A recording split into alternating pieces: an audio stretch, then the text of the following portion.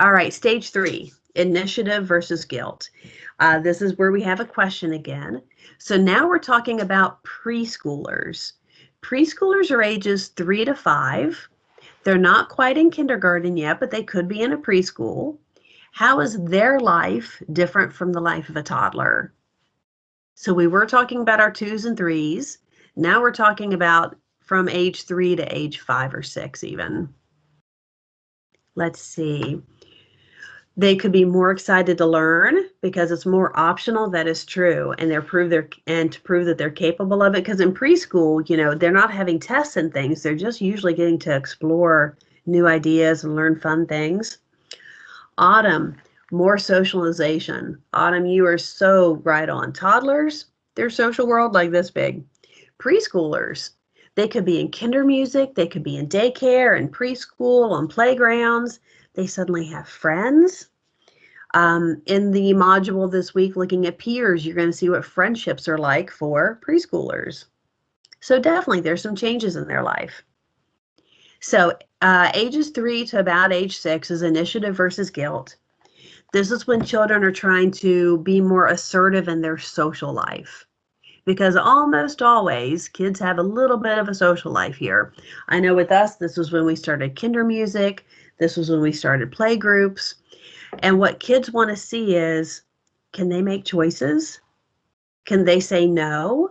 And their social life is also their social life at home with siblings, with mom and dad. Can they say no to mom or dad?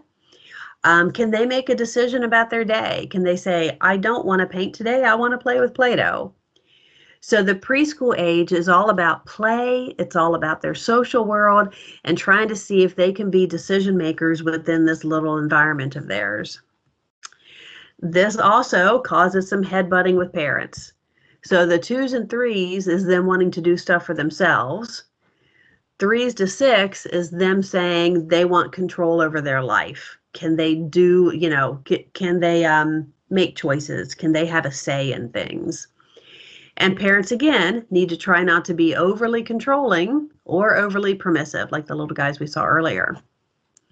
I love this one. Great parenting lies somewhere between don't do that and what the hell. So somewhere in between there is what you're shooting for. So children are trying to learn to assert themselves appropriately. So you need to teach them that asserting themselves, that doesn't mean yelling. It doesn't mean saying no. It doesn't mean being bossy or pushy. That they need to find a good way to assert themselves. If they succeed, they feel capable of being a decision maker. They feel like a leader. They feel like someone who can make a choice, which is great. That's a skill that you really want to carry forward into adulthood. But if they fail, and if they fail, it's not their fault. If they fail, it is really up to their caregivers and the people in their social life. What they learn is to doubt themselves because what has happened is perhaps they've just been overly criticized, overly controlled. My personal example on this one is pretty simple. When Sarah was quite young, I started giving her choices. And they would be simple choices like, okay, for your snack, do you want a cookie or a cracker? Okay, that doesn't sound like much, but that is a big choice. That is a good choice to give a 3 or a 4-year-old. And I remember my husband saying to me, why are you giving her choices? In my house, you just ate whatever was handed to you. You didn't get choices. And I said, okay, honey, are you a good decision maker today? And he said, oh, I hate making decisions. It's the worst. And I said, exactly. Let's talk about Erikson again. If you fail stage 3 and if you're not allowed to make decisions, you'll never learn how to make decisions. So you want to start giving them choices. So what does success look like in adults? It looks like becoming a leader. Most leaders who know how to make decisions, who can be assertive, who can handle authority well, and I'm talking about good leaders, were successful at stage 3.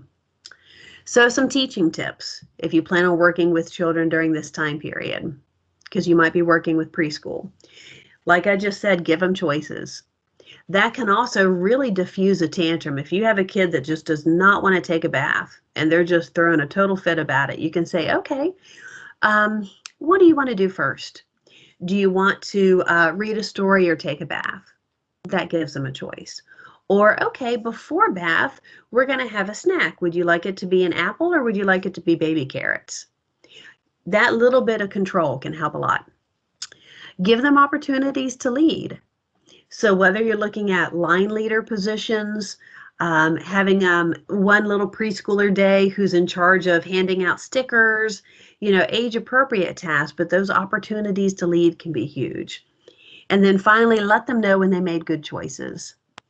When I first started giving Sarah choices, I didn't do it very well because I remember early on saying, "What would you like to eat?" And she said, "Marshmallow." And I thought, you know what, maybe I should have rephrased that differently. So I started giving her two good choices. And then when she would make good choices on her own, I would make sure I let her know, now that's a good choice, because how else are they going to know? I'm going to skip this one that just shows pictures. Well, let's take a look. Let's see. Back. And then this way.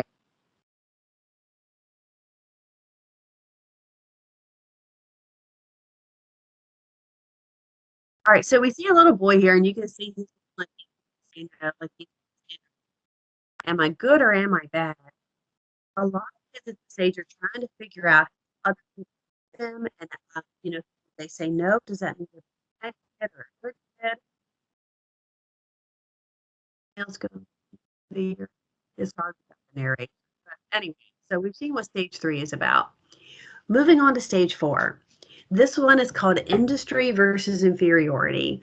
Now, if any of you are middle childhood or AYA, and so far you've been thinking, this doesn't really relate to me. First of all, it does. Your high schoolers, how they act, somehow that's a reflection of how they did on stages 1, 2, 3, and 4. So all of this, remember, is cumulative. It affects us even as adults today. But stage 4 is where we're getting into where you can have a direct impact, because these are the school age kids.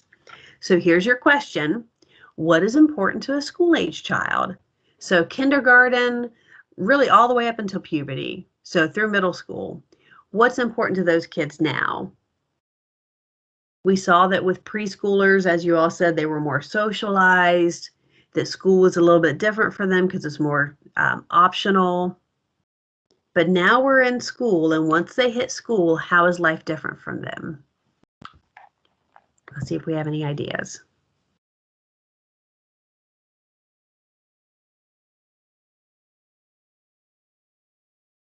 Let's see. I got a response, but I can't see. Yeah, James. Learning how to learn as well as how to act in the social arena. Very true. Learning how to learn is huge. How to study for a spelling test, how to do math, how to take a test, and how to do homework. They're making friends more easily. They're learning their own interests, what they want to be good at. According to Abby, that's perfect. Haley says being even more social is very important, as well as active learning and participation in the world around them. I love that, Haley, and they're becoming their own person. So huge differences happening here. They're suddenly in this structured environment. They're surrounded by all these peers. They're learning how to learn. They're learning who they are. They're becoming their own person. Let's look at stage 4. So this is ages 6 to about age 12. It's usually right around the onset of puberty. So one of the big things that happens here, because they're in this structured setting, they start to compare themselves to others. They're in a group of 20 to 30 students all day long, and they're constantly asking themselves, am I as good as my peers? Am I as smart as they are? Can I run as fast as they can? Can I paint as well as they can? They're constantly comparing themselves to see how competent they are. And what they really need is to feel successful. Now, they don't have to be successful at everything. You don't have to be the best runner, the best artist, and the best kid at math. You just have to be successful at something. And that doesn't even mean they have to be the best. It just means they have to be as good as their peers in some of their subjects. So success occurs from feeling competent when they are comparing themselves to their peers. And usually just having one success is enough, let alone more than one, obviously, would lead to success in this stage. So we'll see if we can see this video. This is relating it to the Incredibles for stage 4. So it says, In the movie, Dash was not allowed to compete because of superpowers. And so he started to let the superpower come out. Like, don't be too much. Go back a little bit. Just put that in. And you can see test his abilities around his peers, how it makes him feel good. All right, so we talked about success. Failure comes from feeling inadequate. So if you constantly feel like you're not doing as well as your peers, that test after test, assessment after assessment, you just can't hold your own, that you feel like you're at the bottom of the pile, you're going to feel inadequate. You're going to feel inferior compared to those in your grade. Now I'm going to see if I have that before I go forward.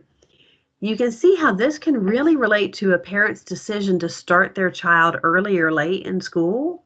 Sometimes you have a choice, you know. So if I have a child that's around 5 or 6, I might be able to choose whether to start them in kindergarten early or late. It's almost always better to start them late, because if you start them too soon, there's a good chance they're going to fail stage 4. If they're not ready for it and they're constantly struggling and not keeping up with their peers, they're going to feel inadequate, and then you've set them up for a disaster. All right, so failure at stage 4, how does that manifest? This is your high schooler, your teenager, your adult who just doesn't feel good enough. And often, if you just don't feel good enough, what happens is you either give up or you don't try. And so you may not even try out for the sports team because you know you're going to not make it anyway. Or you don't try to get the big job or the new promotion because what's the point? You feel like a loser. That's how it manifests. Teaching tips. So if you're going to be working in elementary or middle school, and it really that all boils down to one thing: encouraging what we call mastery learning. And mastery learning is a teaching concept that's based on the idea that learning is a process. It's not that you're going to get it the very first time. It's the idea that you can make mistakes. You might need to revise and learn from those mistakes, but that you want to make sure that all of your students have mastered the content before you move forward. Rather than teaching, give them a test, some fail, some pass, you keep moving on anyway. With mastery learning, you're going to make sure that everybody has mastered that content before you move on. And that, again, that mindset that it's okay to make mistakes as long as you're learning from them. Oh, let's see what this video is. I think another one past it. So here's another question for you all. We're now on stage 5, identity versus role confusion. This stage is not too distant in your all's past. So this is high school. What is important to teenagers? And I've got a picture there to kind of help prompt us. So now we're starting from puberty, and this one really goes all the way up to about the age of 20. I know that's a little bit past teenager time, but what's important? Popularity. Autumn, you're so right. You can really see that in that picture, because now it's not just about, am I competent compared to my peers, but do my peers like me? Social level, time with friends. Friends, this is the first time that friends become more important than parents and family at the high school and middle school level. Trying to figure out where they fit in. James, I love that. Social acceptance and advancing in life. Theo, a place to belong. Madison, acceptance from peers. Calvin, I like that. Social level. You all really got this down. All of this fits into stage 5, identity versus role confusion. So this is where the adolescent, and you can see we do carry this up to the age of 20, is trying to figure out who they are. You know, who are you? And that doesn't just mean career day. So not just what kind of career do you want, but who are you in terms of your religious identity, your gender identity, political identity. You know, you grow up starting really to have the identity that you see in your household that might be given to you by your parents in some ways. Starting at the age 12 is where you start to look at yourself and go, but who am I? Am I a conservative or am I a liberal? Am I a Catholic or am I an agnostic? We'll see if this video works. So this was supposed to be a funny one related to Minions. identity versus role confusion. It says in the trailer, we see that all they really want is to belong in their world and to have a master. They experience role confusion and feel lost and and so those are the little minions that just have no purpose in life. They don't know who they are, don't know what to do. They just want an evil master. And then eventually in the movie, that's when they do get their master and that gives them purpose. All right, so what is identity? Identity is a lot of things. It is your personality. Are you an extrovert or an introvert? It is your talents and abilities. Are you an artist? Are you a musician? Are you an athlete? It also looks at how you connect to role models in your life. And it also relates to things like gender roles and social roles, as well as religion. So identity is a lot of different things. All these things make up who you are. I'm going to be putting this on Blackboard in case you'd like to take a look at it. We will take a look over some of the questions. This is a self-test inventory to let you look at your identity development and how far are you along in stage 5. So let's look at these questions, and just, you don't need to jot down your answers if you don't want to, but you could just kind of think about how strongly you agree or disagree with these statements. Number 1, having a stable self-concept that doesn't easily change, combining short-term goals and long-range plans, how susceptible you are to peer pressure, your levels of self-acceptance, and being able to make decisions without being too wishy-washy or indecisive. Being optimistic, feeling responsible for what happens to you, seeking self-acceptance by being my own person, being physically and emotionally close to someone else without losing yourself. That's really hard sometimes. And being cognitively flexible, that your sense of self doesn't depend on whether or not you're right in an argument, let's say. So if you feel like you agreed with most of those statements, you would be considered to have high identity formation. So the more you agreed with those statements, the better off you are on your path of figuring out who you are. The more you disagreed with them, the more you might still be on this journey of figuring out who you are. Are you trying to give me bunny ears? You are crazy. Sorry about that. Yeah, I see. Cat on my shoulder. All right, so stage 5, identity versus role confusion. Success. If you succeed here, success leads to knowing who you are, knowing and understanding who you are and how you fit into this big social world of yours. Failure. Now, oddly enough, yes, the stage is called role confusion, but another way we can define that is repression. So either you're going to be confused and not know who you are, or you're going to repress who you are. The word repression is sometimes used when we're talking about gender identity or sexual identity. You can repress anything. You could repress being having liberal political points of views because you live in a conservative household.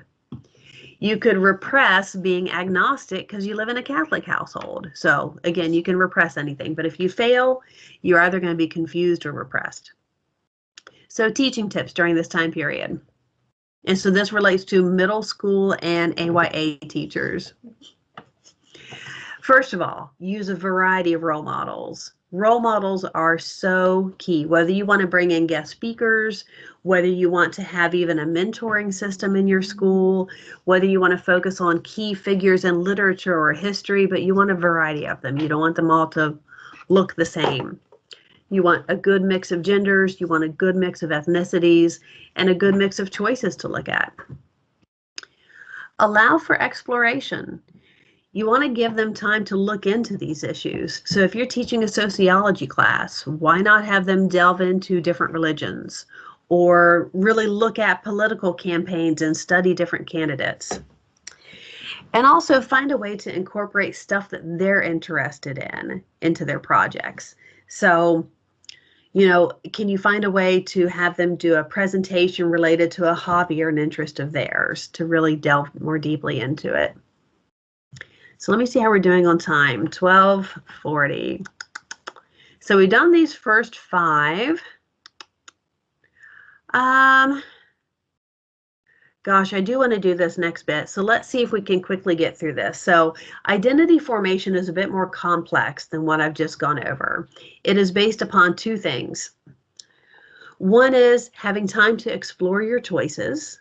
And secondly is committing, actually making a choice and resolving some sort of a question that you have. Okay, so what I mean is to figure out who you are, you have to do both these things. You have to discover and consider and look at your choices, and you have to finally make a choice and commit to something. So there are multiple ways that you can do this. So what I'm going to be looking at is whether or not you have explored and whether or not you have committed. The first identity status is called diffusion. And this is someone who has not explored, who has not made any decisions. So someone who hasn't done anything yet. This is where we all start off. Stage 5, we were all in diffusion going, like over here with Chris Pratt. I'm not sure who I am anymore, and at this point, I'm too afraid to ask. So this is the person who just hasn't even started. That's diffusion. They lack a sense of direction. They aren't really dealing with the issues related to growing up because they're just not there yet. Now, that's fine to start off there. The problem is when you have a 20-year-old who's in diffusion. If you have a 20-year-old who's still going, I have no idea who I am and I don't even want to think about it yet, now that's a problem. This can be why sometimes parents can get kind of hands-on, shall we say, about trying to force you to choose a college or fill out your applications because they don't want you to stay in diffusion for too long. Then there's another status you can be in, and these aren't stages, they're just statuses. You can be in some or none of them. Foreclosure. Foreclosure is someone who's made a commitment, but they never really explore their options. And so my examples here now, Steve Irwin's son, I'm just assuming, I'm not, I don't know him well enough to know whether or not he's truly in foreclosure, but the fact that he so quickly followed in his father's footsteps can look like foreclosure. Someone who just said, oh, I'm going to do what my dad did. Same thing with this picture here. We have a little boy sitting on his dad's lap. And we can see 20 years later, he got the same job as his dad. So foreclosure, that's how it often looks, is someone doing exactly what their mom or dad did without really thinking about it. We often call foreclosure premature identity formation, with the idea that maybe they did it too quickly and they just did it to please other people without really thinking about what's good for them. So what happens if you're in foreclosure? And maybe if, I would love to see a couple comments on here. What happens if you choose that career too quickly? And I can tell you, I've known several people in my life who've done this, and they just, followed in the footsteps of their parents without really thinking about it. And then as 30 and 40-year-olds, they have to go back to college and start all over again because they finally decide, oh, this isn't what I want to do. So we see here burnout. Yeah, Autumn. Burnout can definitely happen. So if you just take that job without really thinking about it, you're going to find out pretty soon, oh, I feel so burnt out at this because it's not what I love. Depends on the person. Oh, this is James. Depends on the person. Some people will just live a somewhat unhappy life and die having never considered what they want to do with life. That's true. I'm almost 50, and I know a lot of people who they feel like they're in this dead-end job because they didn't really go through their choices and they just picked something easy. And, it's hard to make that choice to go, nah, I'm going to change things up and I'm going to go back to school or I'm going to choose a different road. But sometimes that can be the happier path. Ian, you can continue to feel like you don't have a purpose and you're just going through the motions. Ding, ding, dead on. And maybe a sense of incompletion in your life. So true. So another one of these statuses is called moratorium. Moratorium is where you're just exploring your options. There are a lot of researchers out there who say the college freshman year is an established moratorium for teenagers. I firmly believe it should be. I think the freshman year, no one should be allowed to claim a major. That everybody takes, a good assortment, a broad assortment of courses, but then also electives. And you get to really test out the waters, test out a lot of different courses to then figure out, okay, of all this stuff, what is it that I really like? And then choose a major later. Because moratorium is essential. You cannot ever really figure out who you are if you don't test the water some. And this isn't just about careers. This means dating different people. This means checking out different churches. This means listening to different points of view. This is the identity crisis. Politically, I think one of the best things you can do is spend a little bit of time listening to liberal mass media and a little bit of time listening to conservative. I used to do my drive that way. I would do I have an hour drive to school. I used to do part of my drive up was AM talk radio, which was conservative, and my drive home was NPR. And I could compare and contrast the two and figure out where the truth was, somewhere in between. So, achievement. Ta-da! The very last one is achievement, where you finally make a commitment after you have explored. And the key point there is you can't truly make a commitment until you have explored your options. And that is the key to really resolving this stage successfully and not ending up confused or repressed. And then I might have put this in your notes. I think I put that exact picture in your notes, just kind of showing how they all fit together. Let's see. For the sake of time, this stage is not going to be on the test, but I'd just like to point it out because it relates to you all personally. If you're wondering what stage you're in now, if you feel like, I already got identity down, this is what's coming up next for you. Intimacy versus isolation. This doesn't mean having a significant other or not.